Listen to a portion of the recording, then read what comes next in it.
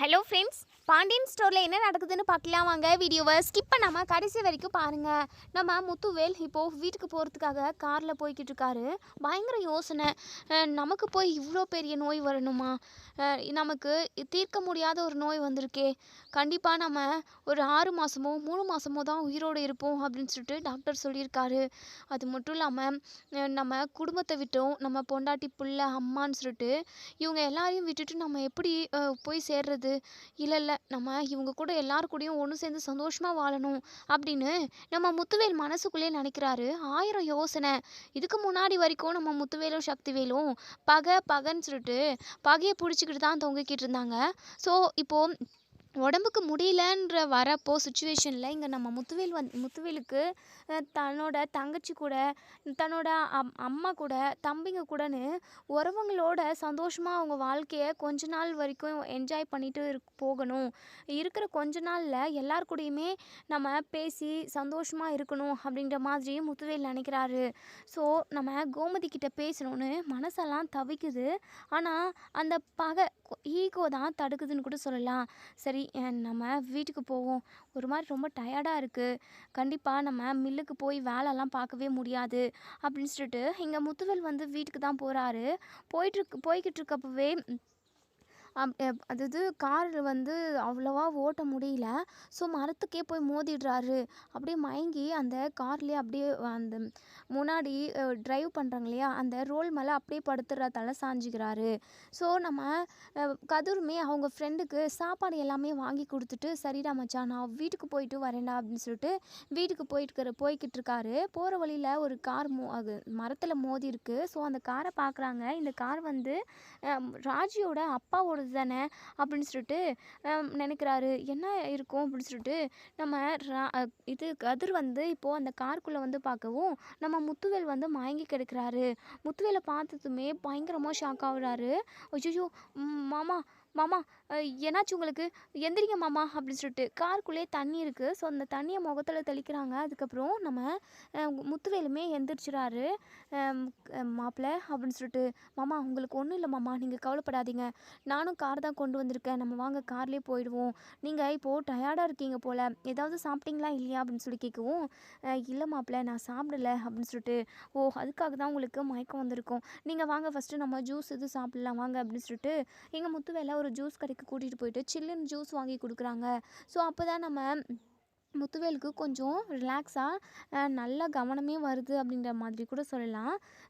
மாப்பிள்ளை நீங்கள் எப்படி மாப்பிள்ளை என்ன பார்த்தீங்க? அது மாமா, நான் என் ஃப்ரெண்டை ஹாஸ்பிட்டலில் பார்த்து பேசிட்டு வர்றதுக்காக போனேன். அவனுக்குமே ஆக்சிடெண்ட் ஆகிடுச்சு, அதுக்காக தான் போயிருந்தேன். அது மட்டும் இல்லாமல் உங்களையும் நான் அந்த ஹாஸ்பிட்டலில் பார்த்தேன் மாமா, நீங்கள் எதுக்காக அங்கே வந்திருந்தீங்க அப்படின்னு சொல்லிட்டு இங்கே கதிர் கேட்கவும், இதை கேட்ட எங்கள் முத்துவேல் பயங்கரமாக ஷாக் ஆகி போய் நிற்கிறாங்க. ஐயோ ராஜோட புருஷன் நம்ம அந்த ஹாஸ்பிட்டலுக்கு வந்ததை பார்த்துருக்காரே, அது மாப்பிள்ளை சும்மா தான் மாப்பிள்ளை தலை வலிக்குதுன்னு வந்தேன். என்ன மாமா தலை வலிக்குதுன்னு சொல்லிட்டு கேன்சர் டாக்டர் நீங்கள் பார்த்துட்டு வந்தீங்க, நான் எல்லாமே நோட் பண்ணிக்கிட்டு தான் இருந்தேன். அந்த டாக்டரை கேட்டப்போ தான் தெரிஞ்சுது உங்களுக்கு என்ன பிரச்சனை இருக்கிறது அப்படின்னு சொல்லிட்டு நான் தெரிஞ்சுக்கிட்டேன். என்ன மாமா வீட்டில் உள்ளவங்களை யாராவது கூட கூட்டிகிட்டு வந்திருக்கலாம்ல, தனியாக இப்போ வந்தீங்க, இப்போ பாருங்கள் மயங்கி கீழே விழுந்துட்டா யாருங்க பார்க்க முடியும்? நான் மட்டும் வராமல் இருந்திருந்தா உங்களுக்கு என்ன ஆயிருக்குமோ? இங்கே பாருங்கள் மாமா தனியெல்லாம் வராதிங்க. அது மட்டும் இல்லாமல் டாக்டர் என்ன சொன்னாங்க இந்த விஷயமா, நீங்கள் எதை நினச்சி கவலைப்படாதீங்க மாமா, சொல்லுங்கள் மாமா அப்படின்னு சொல்லிட்டு முத்துவேல் தயங்குறாரு. அது மாப்பிள்ளை அப்படின்னு சொல்லிட்டு நம்ம கதிரோட கையை பிடிச்சிக்கிறாரு. கையை பிடிச்சி பயங்கரமாக அழுகிறாரு. நம்ம கதிருக்கு ஒரு மாதிரி இருக்குது. இந்த மாதிரி முத்துவேலை ஒரு இடத்துல கூட நம்ம கதிர் பார்த்துருக்க மாட்டார். ஸோ எப்போவுமே நம்ம முத்துவேல் கம்பீரமாக தான் நடந்து போவார். சண்டையாகட்டும் சச்சரவாகட்டும் எந்த இடத்துலையுமே கம்பீரமாக தான் நிற்பாங்க.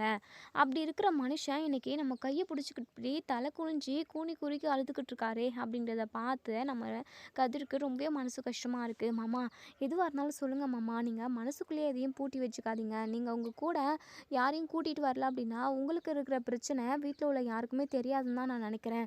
ஆமாம் மாப்பிள்ளை, வீட்டில் உள்ள யாருக்கிட்டையுமே நான் இது விஷயமா சொல்லலை மாப்பிள்ளை. நான் சொன்னேன் அப்படின்னா கண்டிப்பாக வீட்டில் உள்ள எல்லாருமே ரொம்பவே பயந்து போயிடுவாங்க. அதை பார்த்துக்கிட்டு என்னாலையும் நிம்மதியாக இருக்க முடியாது மாப்பிள்ளை அப்படின்னு சொல்கிறாங்க. சரிங்க மாமா, நீங்கள் இதை நினச்செல்லாம் கவலைப்படாதீங்க, கண்டிப்பாக உங்கள் உடம்பை நம்ம சீக்கிரமாகவே குணப்படுத்திடலாம். அது மட்டும் இல்லாமல் நான் என்ன சொல்ல வரேன்னா, டாக்டர் என்ன சொன்னாங்க அப்படின்றத எனக்கு நீங்கள் டீட்டெயிலாக சொன்னால் மட்டும்தான் இதுக்கான சொல்யூஷன் என்ன அப்படின்றத நம்ம கண்டுபிடிக்க முடியும். சீக்கிரமாக பெரிய ஹாஸ்பிட்டலுக்கு அது இதுன்னு போயிட்டு சீக்கிரமாக கூட இதை நம்ம குணப்படுத்திடலாமாம்மா. நீங்கள் எதுக்காகவும் கவலைப்படாதீங்க, உங்கள் கூட நான் இருக்கேன் மாமா அப்படின்னு சொல்லிட்டு கதிர் சொல்கிறாரு. இங்கே நம்ம முத்துவேல் வந்து அழுதுகிட்டே, மாப்பிள்ள எங்கே போனாலுமே இதை சரி செய்யவே முடியாது, ஏன்னா இது முத்திடுச்சு மாப்பிள்ள. இது ஆரம்பத்திலே சரி செஞ்சுருந்தா ஏதோ ஓரளவுக்கு அது சரி செஞ்சுருக்கலாம், ஆனால் இதுக்கு இப்போ வாய்ப்பே இல்லை அப்படின்னு சொல்லிட்டாங்க மாப்பிள்ள டாக்டர். அது மட்டும் இல்லாமல் நான் 6 மாதம் மட்டும்தான் உயிரோடு இருப்பேன், அதுக்கப்புறம் நான் உயிரோடவே இருக்க மாட்டேன் மாப்பிள்ள. நானே நினச்சாலும் உயிரோடு இருக்கவே முடியாது, என்னுடைய தலைவிதி அவ்வளோதான் மாப்பிள்ள அப்படின்னு சொல்லவும், இதை கேட்டு நம்ம கதிர் கண் கலங்கிடுறாரு. மாமா அப்படிலாம் சொல்லாதீங்க மாமா, கண்டிப்பாக அப்படியெல்லாம் கிடையவே கிடையாது, எல்லாத்துக்குமே மருந்து இருக்குல்ல மாப்பிள்ள. நம்ம நினைக்கிற மாதிரி இந்த கேன்சருக்கெல்லாம் அதாவது மருந்தே கிடையாது, ஓரளவுக்கு குணப்படுத்துறதுக்கான மருந்து மட்டும்தான் இருக்குது. ஆனால் ஒரே அடியாக இந்த நோயை குணப்படுத்துறதுக்கான மருந்து இன்னுமே கண்டுபிடிக்கல மாப்பிள்ள அப்படின்னு சொல்கிறாங்க. இதை கேட்ட கதிர் ரொம்பவே நொறுக்கி போயிடுறாரு. மாமா நீங்கள் எதுக்காகவும் கவலைப்படாதீங்க மாமா, நான் இருக்கிற வரைக்கும் உங்களுக்கு எதுவுமே ஆக விட மாட்டேன், கண்டிப்பாக இதுக்கான வழி என்னன்னு நான் பார்க்குறேன் மாமா. எனக்கு தெரிஞ்ச ஒரு அதாவது கேன்சர் ஸ்பெஷலிஸ்ட் இருக்கார், ஸோ அவர்கிட்ட நான் கேட்டுட்டு உங்ககிட்ட நான் என்ன ஏதுன்னு பேசுகிறேன் மாமா. உங்களுக்கு எதுவும் ஆகாது மாமா, நீங்கள் எதுக்காகவும் நொறுங்கி போகாதீங்க. அது மட்டும் இல்லாமல் இந்த விஷயத்த நீங்கள் வீட்டில் சொல்லுங்கள் மாமா. இந்த விஷயத்த வீட்டில் சொல்லாமலே நீங்கள் எத்தனை நாளைக்கு தான் மூடி மறைக்க முடியும். அது மட்டும் இல்லாமல் வீட்டில் இருக்கிறவங்க கிட்ட நீங்கள் சொன்னீங்க அப்படின்னா அதுக்கான சொல்யூஷன் என்ன அப்படின்றத நம்ம பார்க்கலாமாம்மா. அவங்களுக்குமே ஒரு ஐடியா கிடைக்கும், அவங்க எப்படியாவது எப்பாடுபட்டாவது உங்களை காப்பாற்றுறதுக்கான முயற்சி எடுப்பாங்க மாமா. நீங்கள் இதை ரகசியமாகவே வச்சுக்காதீங்க, ரகசியமாக வச்சுக்கக்கூடிய விஷயமெல்லாம் இது கிடையவே கிடையாது மாமா. 6 மாதத்தில் நீங்கள் செத்து போயிடுவீங்கன்னு சொல்லிட்டு சாதாரணமாக சொல்கிறீங்க, ஆனால் இந்த இழப்புன்றது கண்டிப்பாக வீட்டில் உள்ள எல்லாருக்கும் எவ்வளோ ஒரு கஷ்டமாக இருக்கும் அப்படின்னு சொல்லிட்டு இங்கே நம்ம கதிர் வந்து சொல்கிறாங்க.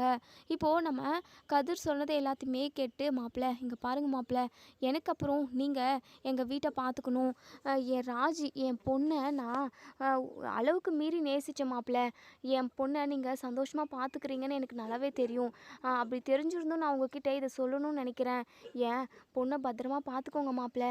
எனக்கு அப்புறம் எங்கள் வீடு ரொம்பவே மோசமான நிலைக்கு போயிடும், என்னை எல்லாருமே ரொம்பவே பாசமாக பார்த்துக்கிட்டாங்க, எனக்காக எல்லாத்தையுமே ஒவ்வொன்றுத்தையும் என் பொண்டாட்டிலேருந்து என் அம்மாலேருந்து எல்லாருமே பார்த்து பார்த்து செய்வாங்க, என்ன ஒன்று அந்த வீட்டுக்கு நான் சம்பாதிச்சு கொண்டு போய் போடுறது மட்டும்தான், மற்றபடி வீட்டில் அவங்க எல்லாருமே எவ்வளோ வேலையை செஞ்சுருக்காங்க, அது மட்டும் இல்லாமல் வீட்டில் உள்ள ஒட்டுமொத்த பேர் மேலேயுமே நான் ரொம்ப பாசம் வச்சுருக்கேன், என்ன தான் நான் வெளியில் கோவத்தை வெளிப்படுத்தினாலுமே நான் மனசுக்குள்ளே அந்த அளவுக்கு நான் பாசத்தை தான் மாப்பிள்ளை வச்சுக்கிட்டு இருக்கேன், எனக்கு அப்புறம் என் குடும்பத்தை நினச்சாவே எனக்கு ரொம்ப ரொம்ப மனசு கவலையாக இருக்குது மாப்பிள்ளை, என் குடும்பத்தை நீ பார்த்துப்பியா மாப்பிள்ளை, உன்னை நம்பி தான் நான் என் குடும்பத்தை விட்டுட்டு போகிறேன் அப்படின்னு சொல்லிட்டு சொல்கிறாங்க. அதே சமயம் இந்த சக்தி முன்கோவக்காரன், அவனுக்கு கண்ணு முன்னு தெரியாமல் கோவம் வரும், கோவத்தில் என்ன பண்ணுறோம் ஏது பண்ணுறோன்னு கூட தெரியாமல் அவன் பாட்டுக்கு ஏதாவது ஒன்று பண்ணி வைப்பான், ஆனால் வீட்டை நீ நல்லபடியாக பார்த்துக்கணும் மாப்பிள்ள, என் பொறுப்பை எல்லாத்தையுமே உங்ககிட்ட ஒப்படைக்கிற மாப்பிள்ள அப்படின்னு சொல்லிட்டு நம்ம முத்துவேல் வந்து சொல்கிறாங்க. ஸோ இதை கேட்ட இங்கே நம்ம கதிர் இருந்துட்டு, மாமா நீங்கள் இப்படியெல்லாம் பேசாதீங்க மாமா, இப்படி நீங்கள் பேசினா எனக்குமே அழுக வருது மாமா, உங்களுக்கு அப்படி எதுவுமே ஆயிடாது, நீங்கள் எதை நினச்சி கவலைப்படாதீங்க, கண்டிப்பாக உங்களுக்கு இந்த நோயை நம்ம குணப்படுத்திடலாம், நான் இது விஷயமா பெரிய பெரிய டாக்டர்கிட்ட எல்லார்கிட்டையுமே விசாரிக்கிறேன் மாமா, ஏன் மாமா நீங்கள் இப்படி கலங்கி நிற்கிறீங்க, கண்டிப்பாக எதுவும் ஆகாது நம்புங்க மாமா ப்ளீஸ் மாமா அப்படின்னு சொல்லிட்டு இங்கே நம்ம கதிர் வந்து எந்த அளவுக்கு நம்ம முத்துவேலுக்கு தைரியம் கொடுக்க முடியுமோ அந்த அளவுக்கு தைரியமாக பேசுகிறாரு. இருந்தாலுமே நம்ம கதிருக்கு உள்ளுக்குள்ளே ரொம்பவே பதட்டமாகவும் பயமாகவும் தான் இருக்குது. ஏன் அப்படின்னா கேன்சர்ன்றது ஸ்டார்டிங்கில் ஆரம்ப காலகட்டத்தில் பார்த்தோம் அப்படின்னா ஏதோ ஓரளவுக்கு குணப்படுத்தலாம், ஆனால் அது அந்த அதாவது குணப்படுத்தக்கூடிய ஸ்டேஜை தாண்டிருச்சு, மருந்து மாத்திரையால் அதை அதாவது கட்டுப்படுத்தவே முடியாதுன்ற ஒரு கட்டத்துக்கு வந்துருச்சு அப்படின்னா கண்டிப்பாக காப்பாற்றுறது ரொம்பவே கஷ்டம். வேறு எந்த நோயாக இருந்தாலுமே பரவாயில்ல, ஏதாவது ஒன்று சரி செஞ்சிடலாம், ஆனால் கேன்சர்ன்றது மிக கொடூரமான கொடுமையான நோயின்னு கூட சொல்லலாம். கேன்சரால் நிறைய பேர் பல வேதனைகளை அனுபவித்து செத்துருப்பாங்க அப்படின்னு சொல்லிட்டு நம்ம கதிருக்குமே தெரியும். ஸோ அதெல்லாம் நினச்சி பார்த்து அப்படியே ஒரு மாதிரி அவங்களுக்கு நெஞ்செல்லாம் பதறுது. இல்லை மாமாவுக்கு எதுவும் ஆகக்கூடாது, அவரை நம்ம எப்படியாவது காப்பாற்றிடணும் அப்படின்னு சொல்லிட்டு இங்கே நம்ம கதிர் வந்து மனசுக்குள்ளே நினைக்கிறாரு. இங்கே பாருங்கள் மாமா, உங்களை நான் வீட்டில் நானே கொண்டு வந்து ட்ராப் பண்ணுறேன், வாங்க மாமா நம்ம வீட்டுக்கு போகலாமா. அப்படின்னு சொல்லவும், உடனே இங்கே நம்ம முத்துவேல் சொல்கிறாங்க, இங்கே பாரு மாப்பிள்ள, நீ இது விஷயமா நீ ராஜுக்கிட்டேயோ இல்லை வீட்டில் உள்ள யார்கிட்டையுமே சொல்லாதீங்க. இது எத்தனை நாளைக்கு இப்படி இருக்க முடியுமோ நீ இருந்துட்டு நான் போய் சேர்ந்துடுறேன். இப்போவே நீங்கள் எனக்கு இப்படி ஒரு வியாதி இருக்கிறத சொன்னீங்க அப்படின்னா கண்டிப்பாக வீட்டில் உள்ளவங்க எல்லாருமே இப்போத்துலேருந்தே கவலைப்பட ஆரம்பிச்சிருவாங்க. அதெல்லாம் பார்க்குற சக்தி எனக்கு கிடையாது. நான் இருக்கிற வரைக்குமாவது வீட்டில் உள்ள ஒட்டுமொத்த பேருமே சந்தோஷமாக இருக்கணும் அப்படின்னு சொல்கிறாங்க. உடனே இங்கே நம்ம கதிர் இருந்துட்டு, மாமா என்ன மாமா, நீங்கள் எல்லார்கிட்டையுமே இதை சொல்லி தான் மாமா ஆகணும். இங்கே பாரு கதிர், எனக்காக கண்டிப்பாக நீ இதை சொல்லாமல் தான் இருக்கணும் அப்படின்னு சொல்கிறாங்க. சரிங்க மாமா, நீங்கள் வாங்க நம்ம வீட்டுக்கு போவோம் அப்படின்னு இப்போ நம்ம கதிர் தான் நம்ம முத்துவேலை வீட்டுக்கு கூட்டிகிட்டு வராரு. உடனே இங்கே நம்ம மாறி, அதுக்கப்புறம் வடிவு, அதுக்கப்புறம் சக்திவேல், இவங்க எல்லாருமே அப்போ தான் வந்து நிற்கிறாங்க. உடனே இங்கே நம்ம கதிர் வந்து முத்துவேலோட கையை பிடிச்சி கூட்டிகிட்டு வரவும் இதை பார்த்த சக்திக்கு பயங்கரமாக கோவம் வருது. ஆனால் என்னென்ன இந்த பாண்டி பரதேசியோட பையன் கூடலாம் நீ ஜோடி போட்டுக்கிட்டு வர, இவெல்லாம் ஒரு ஆளானே, இவன் கூட எதுக்காக நான் வர? ஓ அப்படியா ரூட்டு, உங்கள் மருமக பிள்ளைல உங்கள் பொண்ணு கல்யாணம் பண்ணிக்கிட்டு இருக்க மகாராஜன், பின்ன இவன் கூட தான் நீங்கள் ஜோடி போட்டுக்கிட்டு இத்தனை நாளாக ஊரை சுற்றிக்கிட்டு இருக்கீங்க. ஒழுங்கா நீங்கள் மில்லுக்கு வந்து வேலையும் பார்க்குறதில்ல, அங்கே என்ன நடக்குது எது நடக்குதுன்னு சொல்லிட்டு கணக்கு வழக்கு அப்படி இப்படின்னு எதுவுமே என்கிட்ட சொல்லவே சொல்கிறதில்ல. அப்போது உங்களோட கணக்கு வழக்கு எல்லாத்தையுமே இந்த கதிர் தான் பார்த்துக்கிட்டு இருக்கானா? என்ன இந்த பிச்சைக்கார பையில பணக்கார பையலாக ஆக்கலான்னு சொல்லிட்டு நினைக்கிறீங்களா? உங்கள் பொண்ணை கல்யாணம் பண்ணி கொடுத்துட்டா இவன் பெரிய பணக்காரனாக இருக்கணும்னு நீங்கள் ஆசைப்பட்றீங்களாண்ணே? அண்ணே இங்கே பாருங்கண்ணே, உங்கள் பிஸ்னஸை எடுத்து நடத்துறதுக்கு நம்ம வீட்டில் நிறைய பேர் இருக்காங்க. நான் இருக்கேன், குமார் இருக்கான், இப்படி நம்ம குடும்பமாக இருக்கோம்.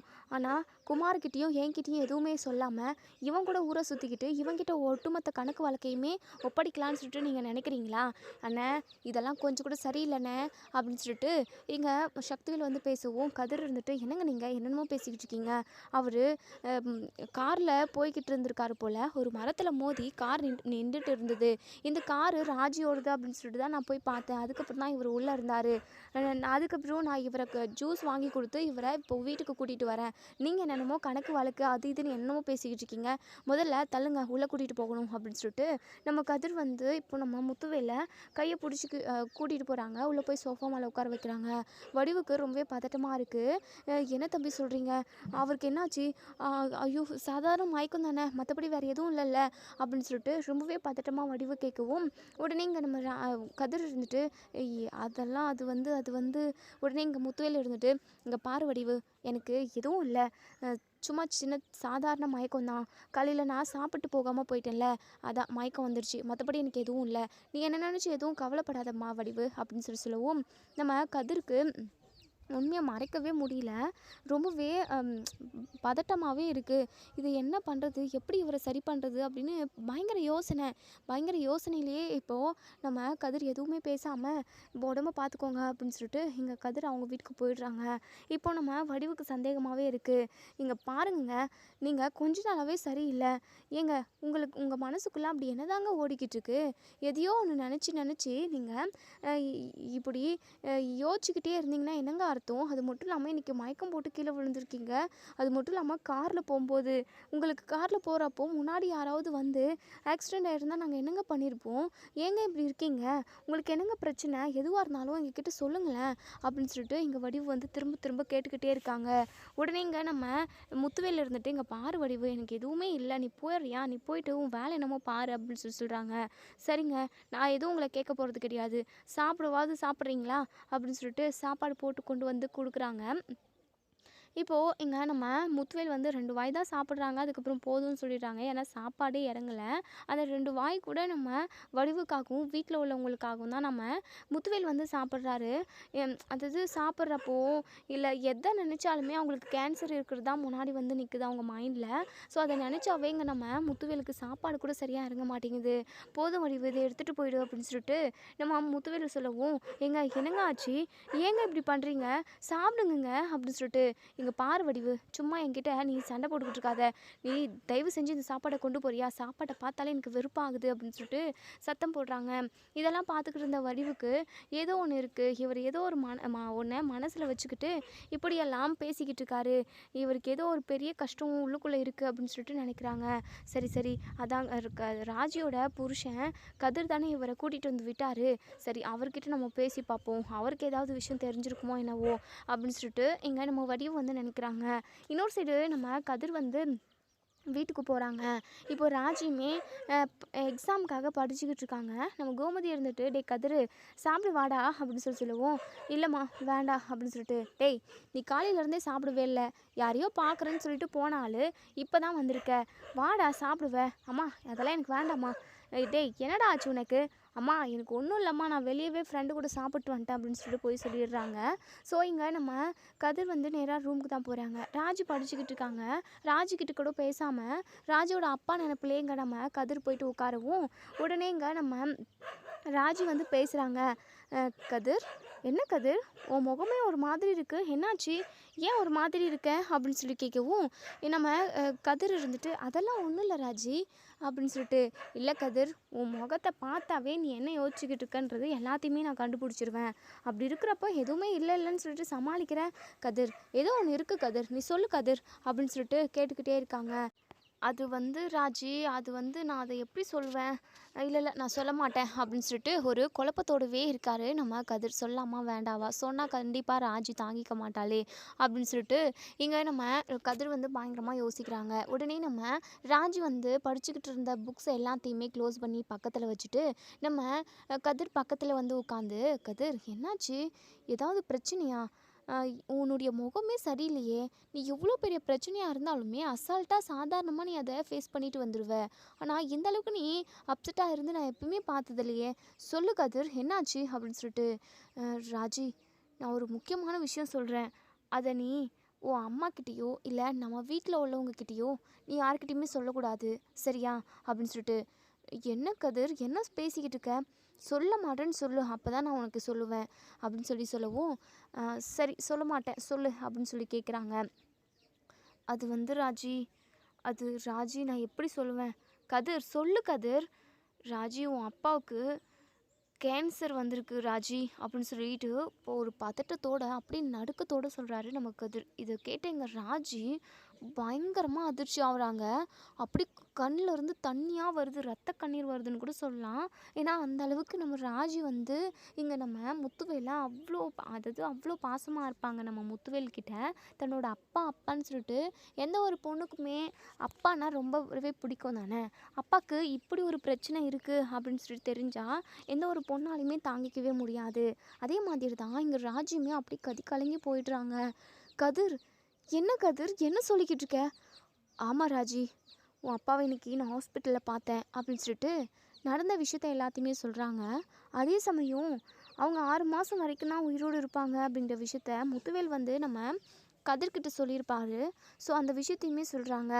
இதை கேட்ட நம்ம ராஜி ஓன்னு அழுக ஆரம்பிச்சிடுறாங்க. பயங்கரமாக அழுகுறாங்க.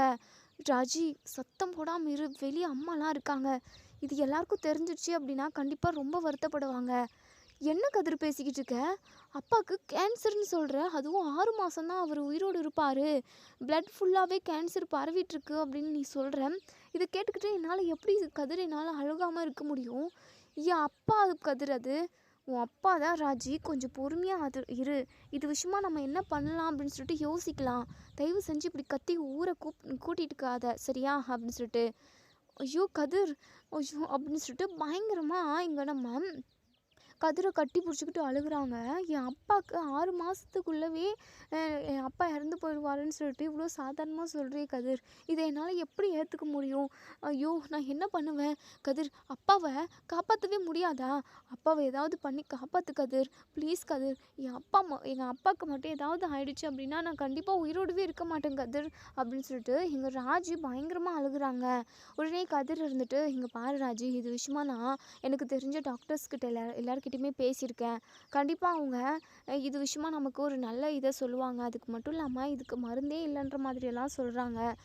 பார்க்கலாம் ராஜி. கண்டிப்பாக என்னால் முடிஞ்ச அளவுக்கு நான் எல்லாருக்கிட்டையுமே பேசி டாக்டர்ஸ் எல்லாரையுமே ஒரு இடத்துல வர வச்சு அவங்களால என்ன முடியுமோ அதை நான் பண்ண சொல்கிறேன் ராஜி. நீ பயப்படாமல் இரு. கண்டிப்பாக முத்துவேல் மாமாவுக்கு எதுவும் ஆகாது அப்படின்னு சொல்லிட்டு பேசிக்கிட்டு இருக்காங்க. அப்பயுமே நம்ம ராஜியால் சும்மாவே இருக்கவே முடியல. என்ன பண்ணுறதுனே தெரில. பயங்கரமாக அழுகுறாங்க. கதிர், நான் இப்போவே அப்பாவை பார்க்கணும். நான் அப்பாவை இப்போவே பார்த்து பேசணும். என் அப்பா கூட நான் இருக்கணும் கதிர் அப்படின்னு சொல்லிட்டு பயங்கரமாக அழுதுகிட்டே சொல்கிறாங்க. இப்போது இங்கே நம்ம கதிர் இருந்துட்டு, இல்லை ராஜி, நீ இப்போ நிதானமாகவே இல்லை. நீ பதட்டத்தில் அழுதுகிட்டே எல்லாருக்கும் எல்லா விஷயத்தையுமே சொல்லிடுவ. இப்போது இந்த விஷயம் தெரிஞ்சது அப்படின்னா வீட்டில் உள்ள உன் அம்மா மற்றவங்க எல்லாருமே ரொம்ப கஷ்டப்படுவாங்கல்ல. இதை எதையுமே அவங்களாலுமே தாங்கிக்க முடியாது ராஜி. இது எல்லாத்தையுமே நீ மனசில் வச்சுக்கோ, சரியா? நீ அப்புறமா பார்த்து பேசுவீரு. நீ கொஞ்சம் ரிலாக்ஸ் ஆகும் அப்படின்னு சொல்லிட்டு, இல்லை இல்லை, நான் இப்போவே என் அப்பாவை பார்த்து பேசணும். நான் என் அப்பாவை பார்த்தே ஆகணும் அப்படின்னு சொல்லிட்டு அடம் பிடிக்கிறாங்க. ஸோ அதுக்கப்புறம் நம்ம கதிர் வந்து ராஜியை கூட்டிகிட்டு போகவும், கோமதி இருந்துட்டு, டேய் கதிர், என்னடா நீ தான் இப்போ வந்த, சாப்பிட சொன்னால் சாப்பிடவே இல்லை. இப்போ தான் ராஜியுமே சாப்பிட்றதுக்காக கூப்பிட்டேன், அவளும் வரேன்னு சொன்னா. இப்போ அவளை எங்கடா வெளியே கூட்டிகிட்டு போகிற? அவளுக்குமே வெளியே வாங்கி கொடுக்க போறியா? ராஜி, வா, நீ இங்கே சாப்பிடுவா. வா. தேவையில்லாமல் பணத்தை வேஸ்ட் பண்ணக்கூடாது. அது மட்டும் இல்லாமல் உங்களுக்காக எல்லாருக்குமே நான் சமைச்சு வச்சுருக்கேன். கதிருமே வெளியே ஃப்ரெண்டு கூட சாப்பிட்டு வந்துட்டு தான் சொல்கிறான். அப்போது நீங்கள் யாருமே சாப்பிடல அப்படின்னா எல்லா சாப்பாடும் வேஸ்ட் ஆகாதா? கண்டிப்பாக உன் மாமா நிறைய திட்டுவார். வா ராஜி, நீ சாப்பிடுவ அப்படின்னு சொல்லி கூப்பிடுவோம். ராஜி இருந்துட்டு, இல்லாத எனக்கு வேண்டாம் அப்படின்னு சொல்லிட்டு, என்ன ராஜி, என்ன பேசிக்கிட்டு இருக்க நீ? இப்போ தான் நான் எவ்வளோ தூரம் சொல்கிறேன் சாப்பாட்டை வேஸ்ட் பண்ணக்கூடாதுன்னு சொல்லிட்டு, வேண்டான்னு சொல்கிறேன். வா அப்படின்னு சொல்லிட்டு பக்கத்தில் வந்து கையை பிடிச்சி கூப்பிடுவோம். நம்ம ராஜி கண்ணெல்லாம் கலங்கி கிடக்குது. ராஜி முகத்தை பார்த்துட்டே நம்ம கோமதி கண்டுபிடிச்சிடுறாங்க. என்னாச்சு ராஜி, ஏன் இப்படி ஒரு மாதிரி இருக்க? அதெல்லாம் ஒன்றும் இல்லத்த, நான் வெளியே போயிட்டு வந்துடுறேன் கதிர் கூட அப்படின்னு சொல்லிட்டு, ஏய் என்னாச்சு, என்னன்னு சொல்லு ராஜி அப்படின்னு சொல்லிட்டு, அத்தை அதெல்லாம் ஒன்றும் இல்லை அத்தை, விடுங்க அத்தை அப்படின்னு சொல்லிட்டு ஒரு மாதிரி வேண்டாம் வெறுப்பாக பேசிட்டு கதிரை கூட்டிக்கிட்டு நேராக எங்கள் முத்துவேல் வீட்டுக்கு தான் போகிறாங்க. ஸோ இது எல்லாத்தையுமே இங்கே பின்னாடியே வந்து நம்ம கோமதியுமே கவனிக்கிறாங்க. அதாவது அவங்க வீட்டு வாசல்ல இருந்தே நின்று பார்க்குறாங்க. என்ன இவ கதிர் கூட வெளியே போயிட்டு வரேன்னு சொல்கிறா, ஆனால் அண்ணனோட வீட்டுக்கு போகிறா. என்னாச்சு இவளுக்கு? எப்பவுமே இப்படி இவ வெடுக்கு வெடுக்குன்னு பேசவே மாட்டா. இன்னைக்கு என்னடா அப்படியே பட்டு பட்டுன்னு முகத்தில் அடிக்கிற மாதிரி பேசுகிறா. என்னாச்சு இவளுக்கு அப்படின்னு சொல்லிட்டு நம்ம கோமதியும் அப்படியே யோசிச்சுக்கிட்டே நிற்கிறாங்க.